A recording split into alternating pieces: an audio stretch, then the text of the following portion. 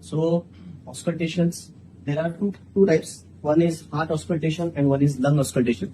So heart auscultation, there are 5 points: aortic area, second intercostal space, right sternal border; pulmonic area, that is second intercostal space, left sternal border; Erb's point, that is third intercostal space, along with the left sternal border, that is for S1, S2; tricuspid area, that is fourth intercostal space, along with the left sternal border; and mitral area, that is fifth intercostal space at left mid clavicular line, that is an apex of the heart. So there are 2 mnemonics which you can learn. One is ape to man, and second is all people enjoy the magazine.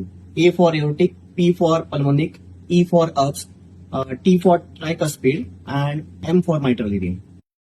तो ये ऑस्कल्टेशंस बहुत important चीज है जो regular day to day OPD में हमको लगती है. There is a list of heart murmurs जो ये पॉइंट्स में हमको मिल सकते हैं. वो लिस्ट मैंने दी है. Thank you.